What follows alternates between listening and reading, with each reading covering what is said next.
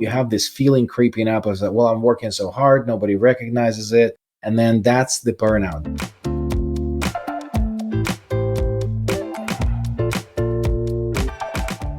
Welcome to the Veterinary Financial Podcast, where we discuss financial freedom and whole life success. I'm Meredith Jones, a veterinarian in Virginia. And I'm Willie Bidot, a lab animal specialist in California. We are gearing up for the virtual Veterinary Financial Summit coming up on September 30th and October 1st. Go to vetfinancialsummit.com to learn more.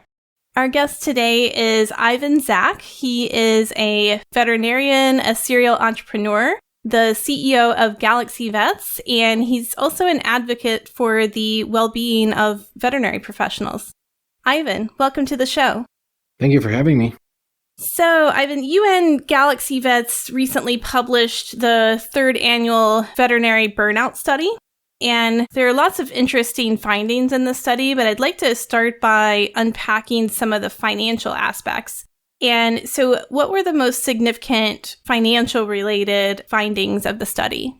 Well, just to give a little bit of a sort of background on study, how we run it. This is the third year we're doing this, and usually we run a couple questions, if you will, in parallel. One is every year we want to determine how burnout people are. So we just want to make sure that they are truly burned out. So we're using a professional fulfillment index, which is the scoring that was developed in Stanford, similar to BMI, which is a gold standard for burnout.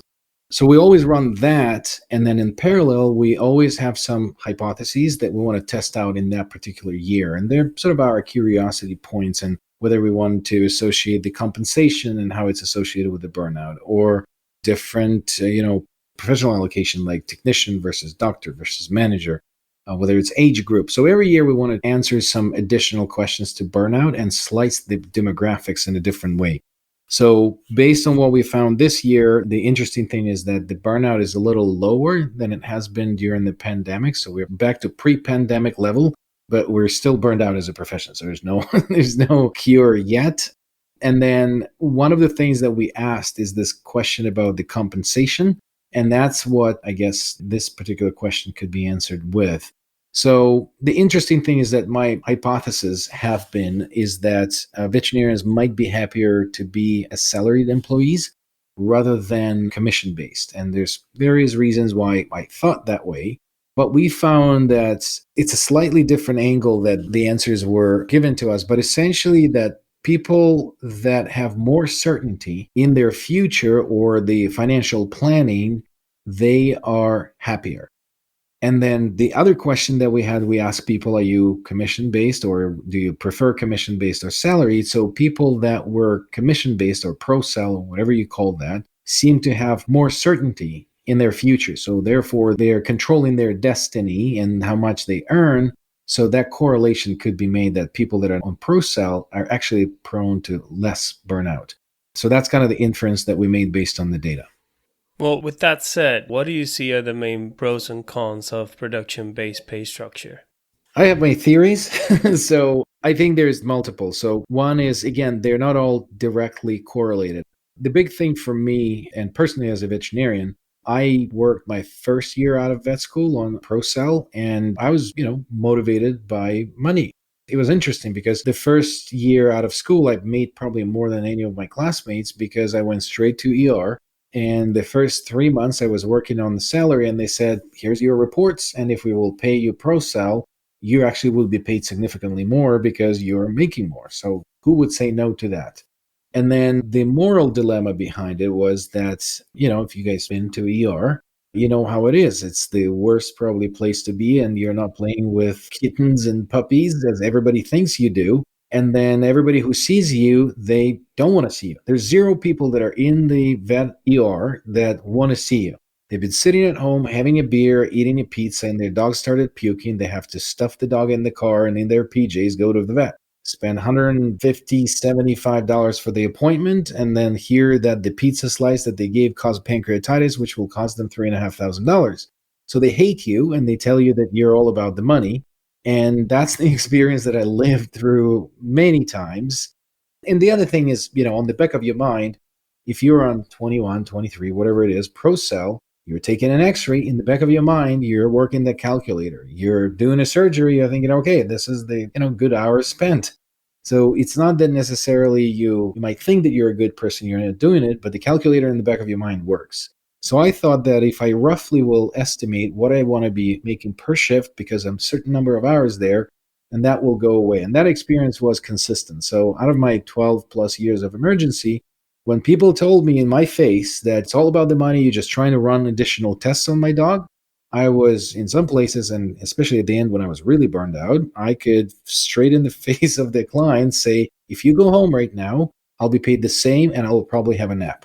So it's up to you if you want to be here or not. I'm here to treat your pet. And if you're going to be rude to me, then it's not going to happen. So I became quite cynical when I was burned out. But that's the big thing for me is that, so the negative of that is the ProCell. Another negative of ProCell, and it's again my experience in my first ER where I worked, it depending how the people are paid, because you have different shifts. And then let's say one person made a recommendation to run a blood test, and then they go home. They pass on the case to the next veterinarian.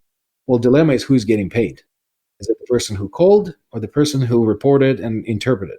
So we had this rule, it was called 2 out of 3. If you called on the test and then interpreted, but then called the owner, you're paid. If you interpreted and called the owner, but didn't order, you're paid. Well, I had a colleague that I was the junior, so I was always the night guy, and I would come in at 8 p.m., and this vet would come out in the exam room or in the waiting area and go, blood test, x-ray, and just basically assign to the entire line in the front desk, what is she going to do? And then she would sit for the next 2 hours, wait for the results to come in, and then update everybody. And then she would be paid for entire room of everybody who's staying overnight. And I would be just, fluid therapy and monitoring the pets. That there was that. And I haven't seen it that many times, but it does exist. So that's the second thing. The third thing is that I think that commission-based pay promotes economic euthanasia. And that's the finding that we did prove in our study, that economic euthanasia does affect veterinarians significantly when it comes to burnout. And I can talk about the correlation there and the finding in the study. But what I think is that if you have a system where the GP is on commission and their goal from their management is to produce X number of dollars, and then they're also motivated, what you're trying to do when the patient is there is to run every test on the planet, do everything you can before the end of the day and ship it to ER because you have to go home. So you squeeze the customer and spend all their money. Then they arrive to ER where they go, all right, there's the same vet, or different vet, but with the same motivation. I need to run as many tests as I can, as many x-rays as I can, and hospitalize and do everything I need to do. So they're rerunning everything, squeezing the customer again. And then by the end of that investigation, they say, okay, and in the morning, we need to do an ultrasound and transfer you to either a surgeon or internal medicine. And then as the night guy, you get yelled by a specialist because you spend all the client money. And you squeeze the customer along the way where they arrive to specialists, they don't have the money and they have to euthanize the patient. So essentially the system is set up in a way where we're taking care not of the patient, but how much we can squeeze them along the way. Think about if everybody was only paid by salary along the way. You're not going to squeeze the customer more than they have available or more than they need the value to be delivered. But it will be delivered if everybody is paid salary along the way. The GP might have said, you know what, you'll need to go to ER because you're unstable. Let's not waste your money, send you to ER. ER would say, look, you probably will benefit with seeing a specialist. I'll run your blood work and they can work with it, but it will be ready for them to see you at 8 a.m. And then the specialist in the morning will use the blood work that you already have and then do specialized tests. And everybody treated the patient fairly. We didn't gouge the client. And then we all acted as a team of professionals in favor of the pet health. So that was my long answer to your question. It was a great answer. You actually just opened my mind as far as, okay, I think general practitioners can be on base plus production. But yeah, the whole ER component, I think there's some bias if you are on base and production in ER. Yeah. So coming from an environment where I was an ER doctor and was paid on both salary and then later paid on production, a few thoughts there. I mean, I can see your point of view, Ivan. I can see how that could happen if everyone is trying to do as much as they can and do as many diagnostics as they can. I think if there's a lack of communication or if there's poor communication from the veterinarian to the client as far as what the expectations are, I think that's where that could come into play even more.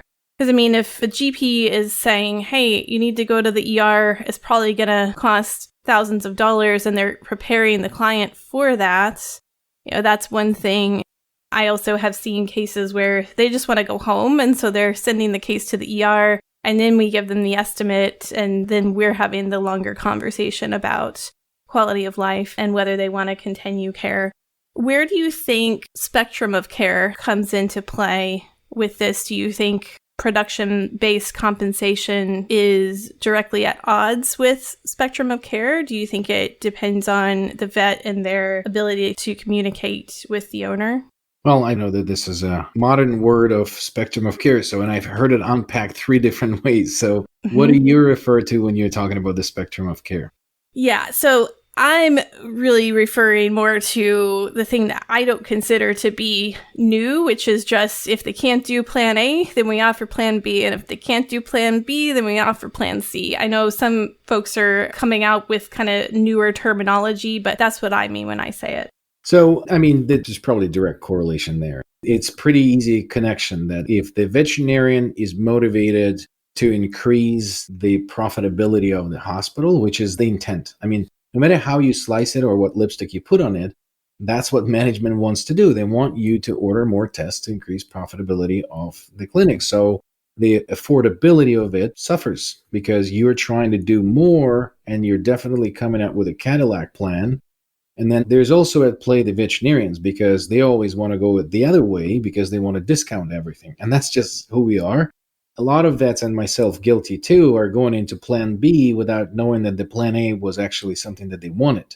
But I think there's a direct correlation and it's difficult. We don't have enough training to actually do this right. We don't have enough training as veterinarians that this is the right way to present it, and it fluctuates with years of experience. When you're a new grad, you want to do every test on the planet because that's how they taught you in school. But at the same time, you're afraid because as a new grad, you have a lot of loans and, every $100 is a huge bill for yourself. So you are judging the client by your economic stability. You're thinking they can't afford it. So you're in this moral dilemma that I think further brings us to burnout because when they can't explain properly why the tests are needed and sell them, if you will, because it is selling. And how do you position yourself in the exam room and explain the value? I have a friend in Australia, Dr. Jared Apoli, and they did actually have a behavioral specialist looking at the video recording of the new grads in the exam room. And they explain everything down to the body language, why they're doing it wrong when they're explaining the value of the test to the client. Just based on how do you look on the floor, how do you close up, is your body language when you're explaining it. So all of those things, play a role. But I think there is a direct sort of juxtaposition of those two things, of the affordability of care and the pro-sell concept. Okay. So you think because it's kind of always in the back of a veterinarian's mind that it's an influence whether they want to believe it or not? I think so. Yeah. Okay. Yeah. Another thing I saw, at least since COVID started, was more and more GPs just wanting to punt everything to the emergency room as quickly as they could. And so I don't know if they're on production, at least for GPs, maybe pressure from the other side to try to get people out on time so that they don't lose all of their staff. Well, and that's another thing about the staff. You're bringing a good concern that also plays a role. The pro-sell never accounts for the staff. Mm-hmm. So if you think about it, the veterinarian who is motivated by a lot of production and it's built into their compensation, it works against the staff because the staff is not going to receive more than their, $20 an hour if they see 2 patients or 6 patients.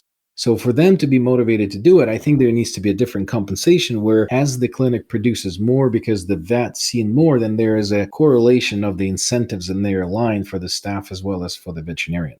And I don't see that a lot or at all in our industry. And so what do you think would be the ideal compensation model? I know that might be a hard question, but... No, I know the exact answer to that. It's a theory, but I think it's a combination of 2 things. I think there needs to be the long-term and short-term reward. So the long-term reward, if in the structure of the organization there was the equity share and to a certain percentage to everybody. It does come with a significant education of the staff in the financials. You can't just say, here's, you have some shares and it's something that you can't touch and it's somewhere. That's not going to work. Nobody's going to be motivated by that. And I think that's a next layer of management. But the short-term gains need to be based on some sort of a bonus system for the staff as well. And that's what we're bad at. In the larger organization, they're good at, but they're too greedy.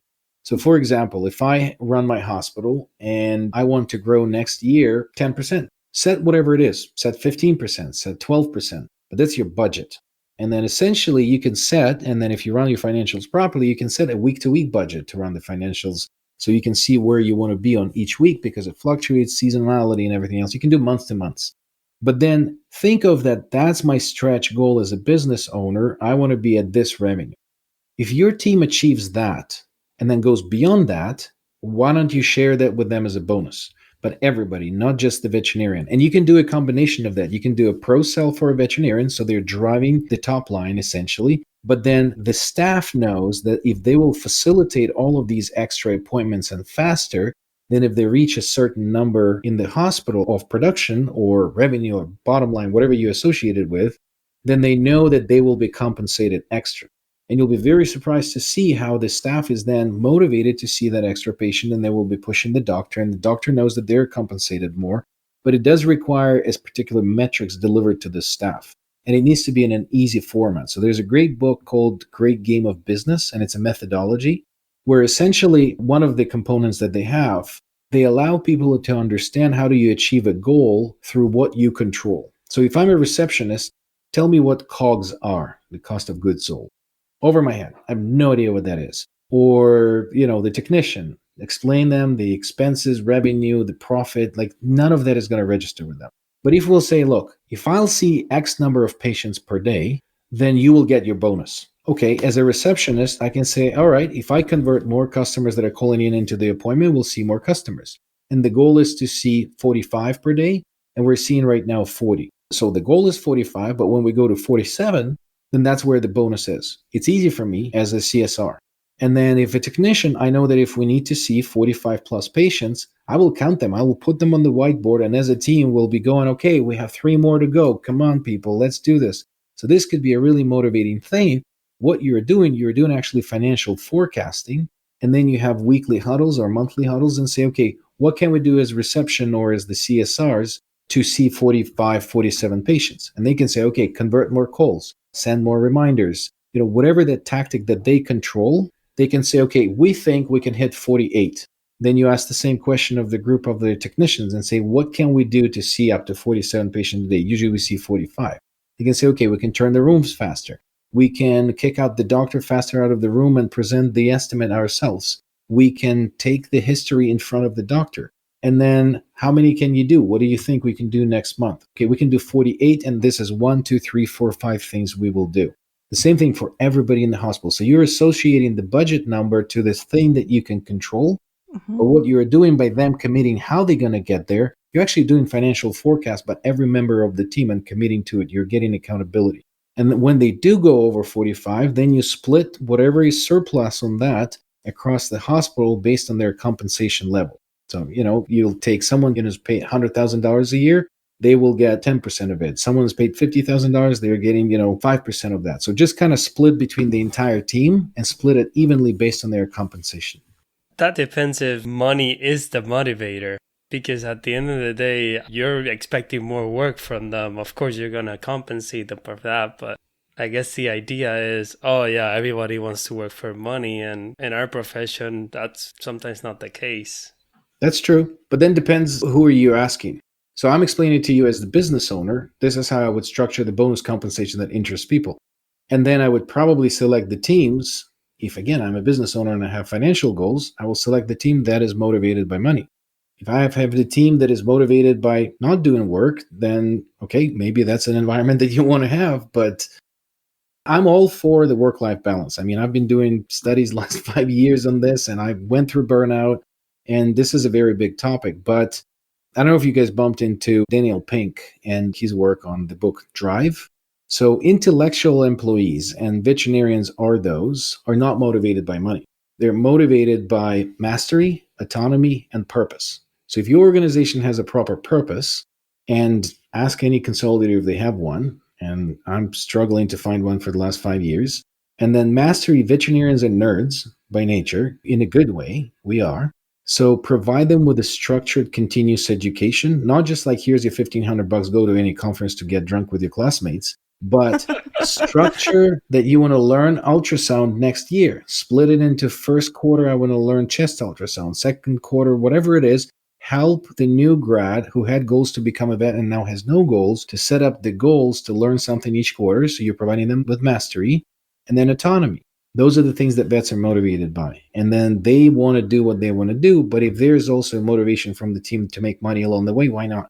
As long as you don't burn out. Because burning out is not seeing more patients. Burning out, there's 6 triggers to burnout, and overwork is only one of those triggers. And overwork is not necessarily seeing more patients. Seeing more patients could be very rewarding because that's the little game that you play, and you want to see more patients in a unit of time and get rewarded for it. And also participate in the reward of your staff. Because if I know that by seeing more patients, not only I get compensated, but the tech who's paid $20 an hour, and I help them to get paid more, that's rewarding to me. That was great because we talk about practice purpose a lot, and it's like, do you have a purpose? And it's usually some sort of vague statement, but then also setting goals with the veterinarians as far as for the practice, but also personal goals or learning goals, like you mentioned. I love the idea of, hey, every quarter, ultrasound, whatever else you want to do. That's amazing. That benefits the veterinarian and the practice. And then I love the word autonomy because I feel like we like to micromanage a lot, and I would like more autonomy in vets and in vet techs and whatnot. Yep. So going back to the subject of burnout, it seems like there's a trend downwards, meaning at least your report starts stating that it went back to before pandemic levels. But who are experiencing the most burnout in the veterinary profession? So it kind of changed interestingly because when we started, so this is the 3rd study. And my first intent when I started this was a part of my dissertation, I actually wanted to know, are we truly burned out? Because everybody heard about the horrendous suicide rates in our profession. But I was just curious, is it like a shark attack, when you hear about one and everybody knows, but statistically it's not actually that high? And unfortunately, we're truly burned out. But the interesting finding that I had in the first year, I shouldn't say my team, there's a lot of people behind it, that it's actually technicians that are burned out more than the veterinarians. And we all talk about the veterinarians. And then it changed. So first 2 years, it was technicians that were more. And then this year, it looks like that managers actually are more burned out than other professions. Awesome. And what about veterinarians? Is there a specific industry where you see more burnout? I think that ER vets definitely, but also those that are on call are more burned out than those that are not. Okay. So another remarkable finding in the study was the preference for remote and hybrid work arrangements. I think this is the first report that I seen talk about that. So I was so excited about the data. Could you tell us more about that? Yeah, so I think we're an incredible profession that we failed to deploy telehealth despite pandemic. This is the only industry that managed not to pull off conversion into more remote environment. Because through the pandemic, we started working with consolidators at that point, and I had one of the consolidator clients. They had 49 hospitals. And when pandemic started, I talked to them and I said, okay, so what do you guys do? They said, we put telehealth in all 49 hospitals. So that's great. How did it work? And how long ago did you do it? 3 weeks ago, all 49, we subscribed for this software. And I said, what's the revenue of your telehealth? $264. So basically, buying a tool doesn't build you a house. You need to know how to use the tool. And we are not taught in the vet school how to use telehealth. So when the pandemic hit and someone came in and said, I have a solution, we're going to do remote telehealth. And then I had 30 patients a day and 30 appointments booked. And now I have them in the parking lot because we're doing the stupid curbside thing. And then in between, you're suggesting I need to insert telehealth appointments. When am I doing those? So the industry got really confused of how we're going to do it. And I think that the solution to that is actually deploying it separately. You can have the same people doing it, but not on the same day. So essentially, when I'm talking about remote, I think correctly, it's inserted when you have hospital, and then the people have schedule in there. But aside from that, you bifurcate the cases that are coming in through teletriaging. So you're understanding that this case may benefit from the remote and, of course, with the VCPR in place. But this case could be seen online, or this client. You don't have to be there on Tuesday at 10:15 a.m., cancel your work and your kids' soccer, but you can just do a virtual call from home and, be comfortable with that. So I think there is a huge benefit when you're doing that, and there's a separate team that's taking care of that. And if an additional diagnostic needs to be done, send it to the hospital and do that. So that's just a premise of how I think about telehealth. But what we found out is that nobody wants to work from home completely. And I totally understand that, because we were going into this profession not because we're software developers that want to sit at home and write code all day. We want to communicate with people, we want to see people, but we are burned out. So it's interesting that 33% of veterinarians do want to have a combination, so not exclusively remote, but combination. 38% of technicians want the combination, and 61% of practice managers want to be remote. And also CSR is 46%, which is interesting. The most burned out people are practice managers, and I can see how 80% of practice managers' job could be done from home. Like, why not to let them do at home the books, the ordering, like all of this stuff, HR stuff, and then come into the hospital and create a happy environment? Why do they have to be in the building? So that was interesting to see that, because that supports the idea of, I think we're on the sort of brinks of revolutionizing this space. I think there's a couple networks like Modern Animal, we're trying to do it in Galaxy, Small Door, Bond Vet. They're doing the combination of the two. There's a hospital, and then there's a virtual augmentation of the hospital environment. And then the combination will probably bring more joy, also expanding the ability of, let's say, technicians who have a career span of 5, maximum 10 years. Well, we just posted for virtual CSR into one of our hospitals. In 3 days, we had 360, I think, something job applications.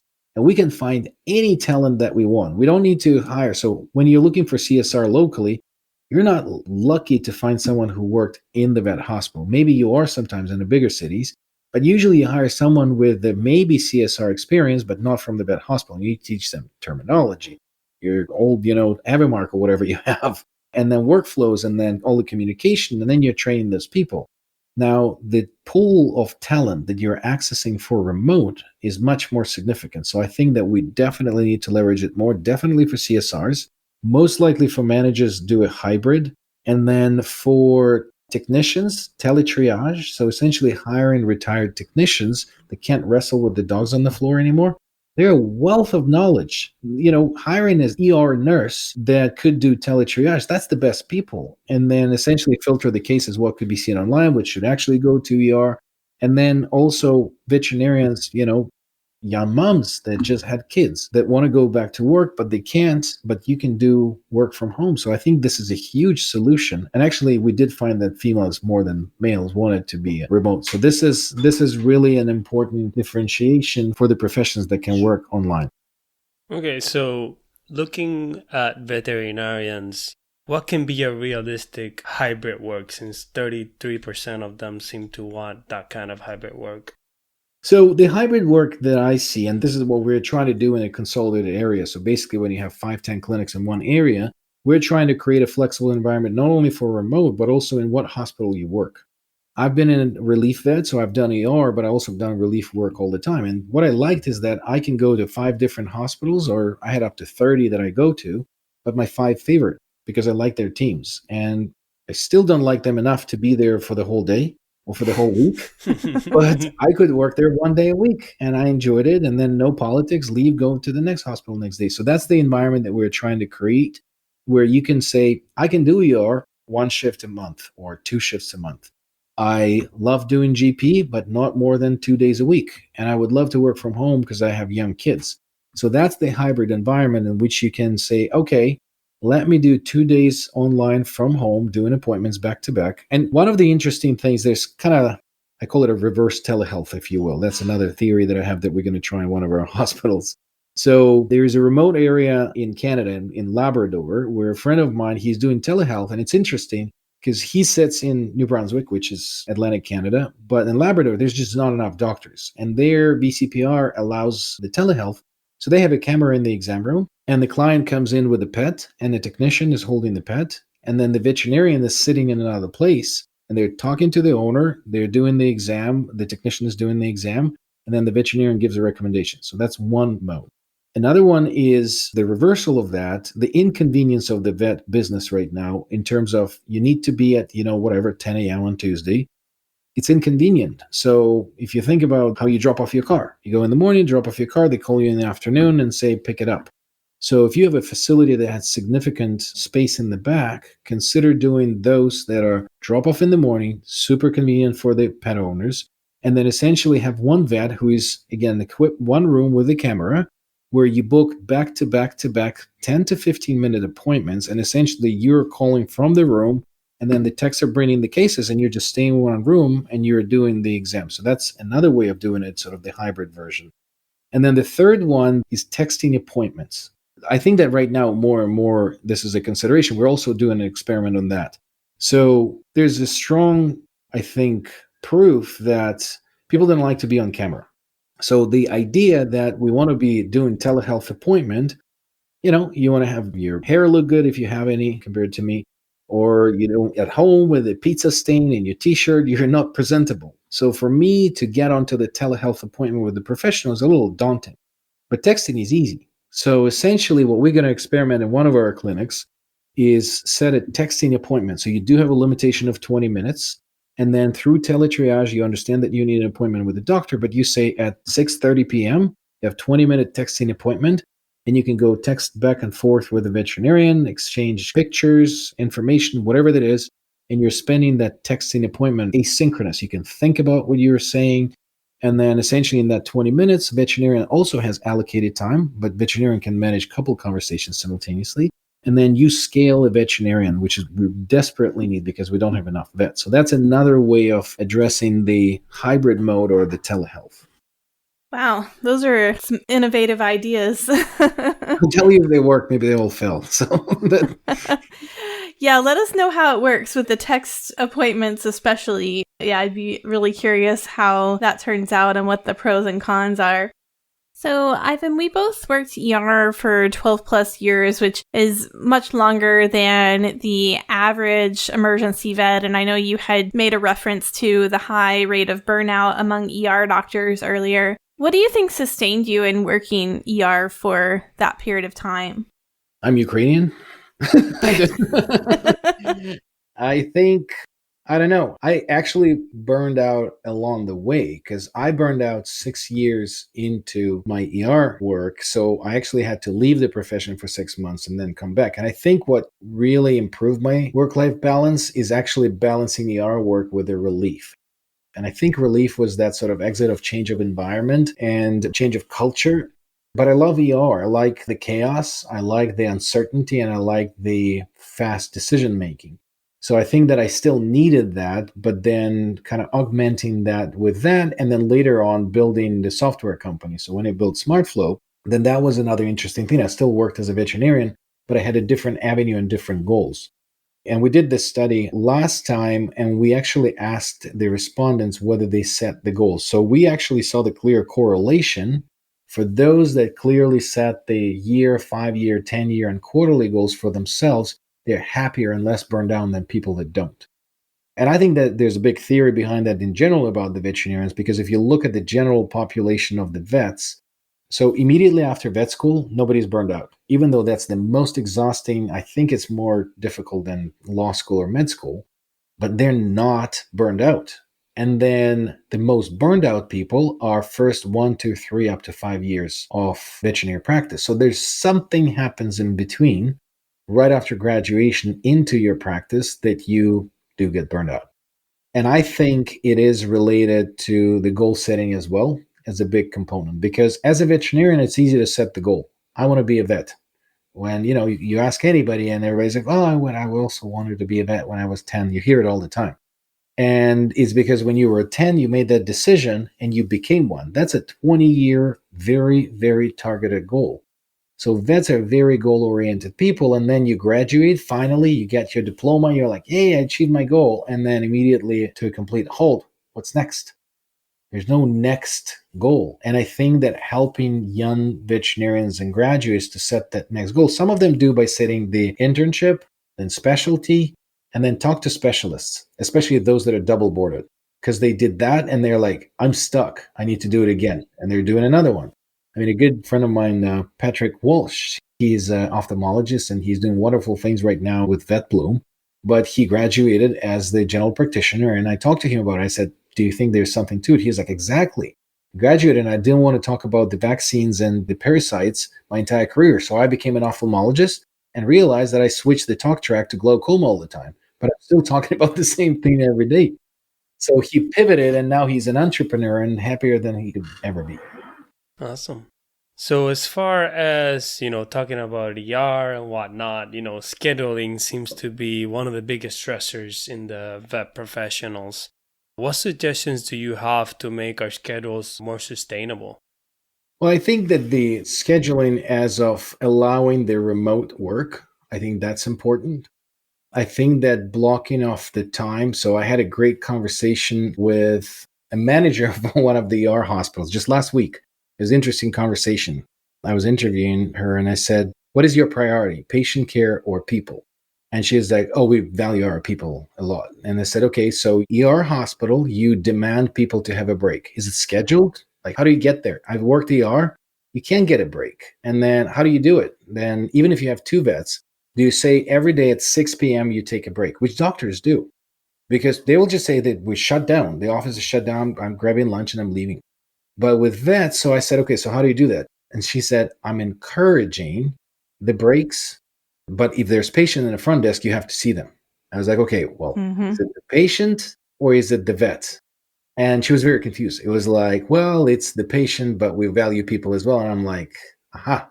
So it's not about people. And then despite the fact that that we're the highest suicide profession on the planet, 4 times more likely to kill ourselves because we don't manage our time well, you're still saying that you have to see a patient.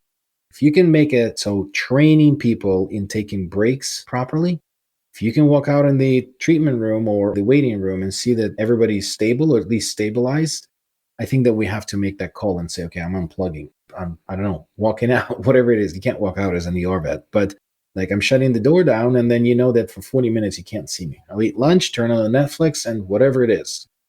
But I think that tools like teletriage will help. I think that things like remote work and basically splitting your time between the different variety of work is very important. That's another trigger to burnout is the lack of variety of work. I think that's important. And yeah, I think those are the main important ones. Oh, that's great. You made me think of, I like to evaluate contracts. And, first question is, what does a day look like? Because they'll put, you have to work 8-10 hours a day. But when you look at the time frame that the doctor is in the hospital, I'm like, hey, that's like 11 hours. Oh, there's this lunch hour. Like, is it really a lunch hour or do you actually work during that lunch hour? Right. And then it says you work till 5 p.m. Is it really 5 p.m.? Is the last appointment at 4:45? So you still need a lot of paperwork to do and you leave at 6:30. So it's being realistic about those aspects. Yeah, that's another thing. As a ER vet, my main thing was I love Post-it notes. And on each Post-it note, I had like really small recognition of what I've seen. It's like, fluffy, whatever, and, limping. And I don't even remember what it is. And then I'm trying to parse it from the practice management system, what it was when I'm doing the medical records. So those medical records were horrific. But you're sitting down at the end of the day, because I could crank through like 50 appointments in the span of a day. But then you're sitting down and very quickly to your 11-hour day, you add on another 3 or 4. And the fact that they're paying you for it, it doesn't matter because you are burned out. And then at that point, you have this feeling creeping up as like, well, I'm working so hard, nobody recognizes it. And then that's the burnout. That's where it creeps out because you feel underappreciated because you're working so hard, nobody cares. They think that you're paying you adequately for it. And then if you're like me, when you're going from one shift and then drive to another location, sleep for 3 hours in the car and go to another 10-hour shift, that's where things happen. And so could a potential answer be going back to your goals and saying, okay, well, what if a GP office anyway was seeing 48 patients a day? Do you think they would be more likely to be happy with that kind of caseload if they also have some time where they're doing telehealth or teletriage or some other role versus that being day in, day out, potentially 5 days a week what they're doing? Well, I don't know if GPs are seeing 50 appointments a day. So I haven't seen GP like that. Yeah. But it's interesting, again, it depends how people are motivated. I don't think that number of appointments is actually that strong correlation with the burnout. I think it's, are you happy doing what you're doing? Are you in the flow? Like, are you getting into nirvana? Is your team jiving together and you're flipping through appointments and you're seeing patients jumping into surgery? Then your day goes 11 hours or 15. It goes like 1 hour and you're leaving all inspired and happy. So I think it's the environment. I think it's how well the team is dialed in. I think that if everybody's happy and compensated, and if you have enough team, like there's a lot of factors there. Out of 6 burnout triggers, overworked is only one. There's others that are disconnect of core values. There's the lack of conflict resolution and then breakdown of the community. There's underappreciation, doesn't have to be money. It's just thank you, goes a long way. So overwork is only 1 out of 6 triggers, and we tend to use burnout in every aspect of it. And when we're saying we've seen 50 patients, oh, I'm burned out. Not true. I can see many patients a day and not be burned out. There is a correlation, but I think there's more to it than just a number of patients. Yeah, I think so too, because that's often not what people talk about. It's more of, but I've got to stay afterward for hours and do medical records, or, but I've got this management issue that never gets resolved, that sort of a thing. And so, Ivan, you've touched on a lot of things that employers can do to help their team members with work-life balance, but can you kind of summarize for us just a few things that, if you're a practice out there, you can focus on to help your team? Well, I like classically going against those burnout triggers and kind of avoid them. Do you have the proper culture that has the core values that they're aligned? And not like a big corporate exercise of core values, but do you all believe in and aligned around the same purpose and goal? Is everybody fairly compensated, and is there unfairness on the team? Is there favoritism? So eliminate that. Don't have favorites in the hospital or in the schedule. So everybody has to be treated equally. Do you have people overworked, and do you make sure that they have a break, and do you make sure that they're taking the vacation and things like that? And not because you allow a vacation, but do you kick them out and tell them you have to take one? That's an important thing. And then do you have the mechanism of communication? The veterinary medicine is the lowest EQ profession, and it's actually statistically. So do you provide training for conflict resolution, for feedback provision?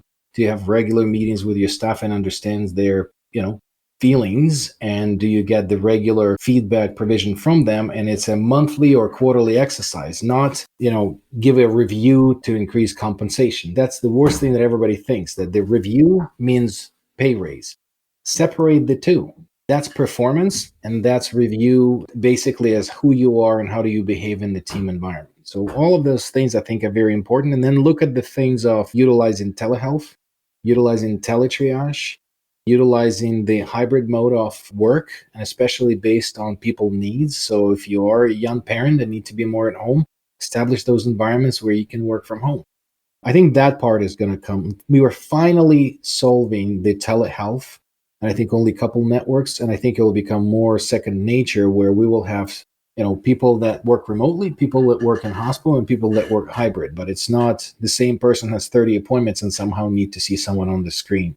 I think those are the main ones, and then use technology that works, that helps with the workflow. And, the important word is works, because you can really ruin and frustrate people with technology more than help them with it.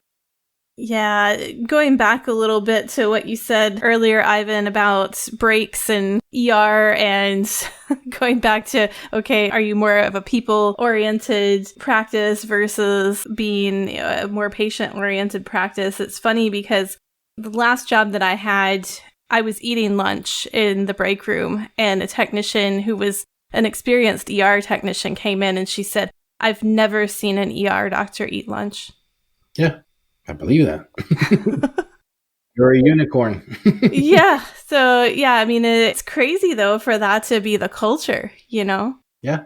We go from new graduate, which is a pace, high pace environment. We're on that momentum, and then we dive into internship or ER, and it's an A player, perfectionist, high pace, without thinking of what effect it has. And when you're young, you don't understand that. But sleep deprivation and high pace work and all of that stuff, at some point, causes mileage and you don't notice. And then all of a sudden you're in the dark place when you change, whether it's vacation, no vacation, you just hate everything that's going on at work and in life.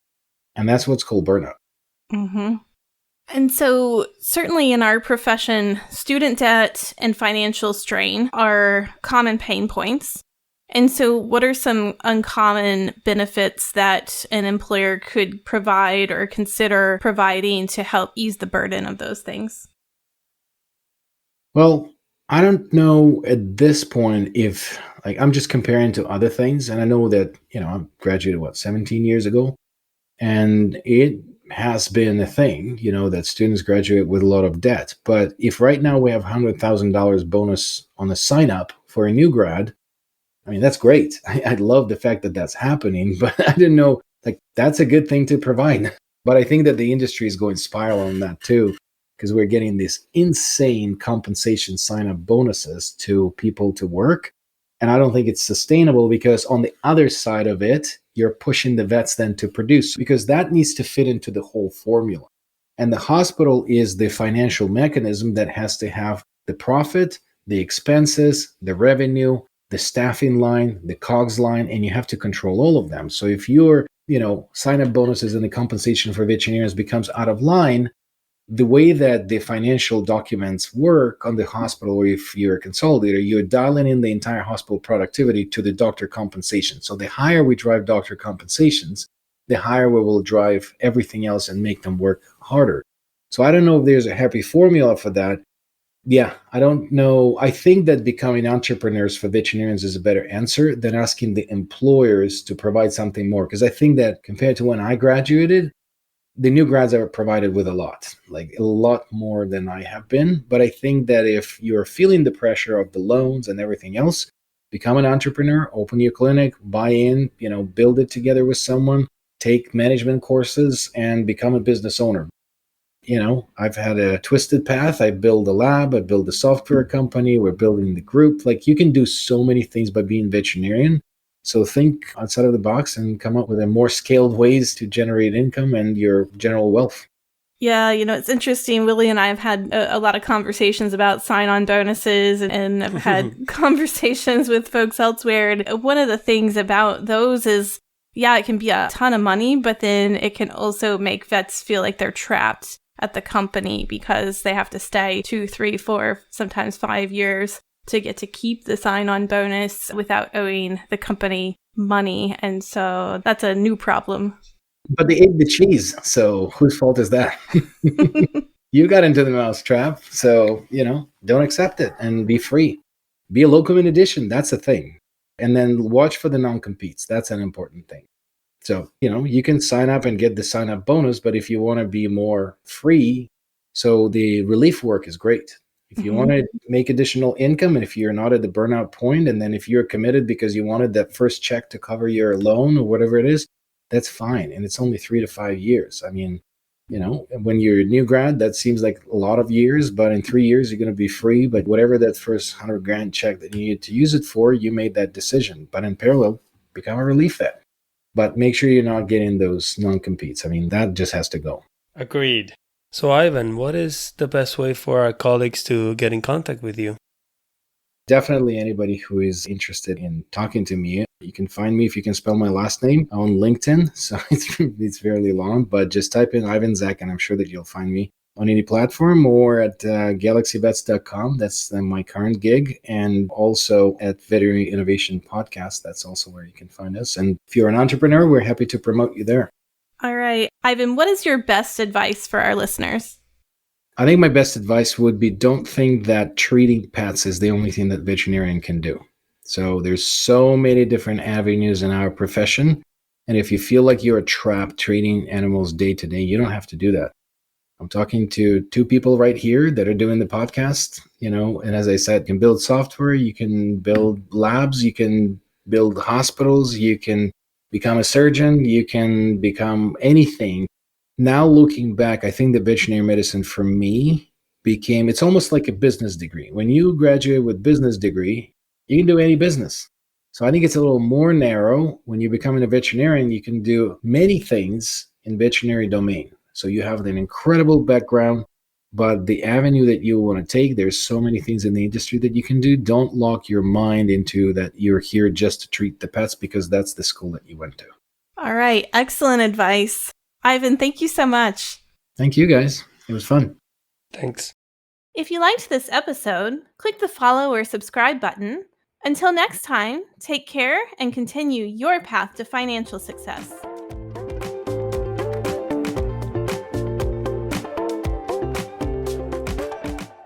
The information provided in this podcast is for informational purposes only. It should not be considered legal or financial advice. Consult with a legal or financial professional before making any investment decisions.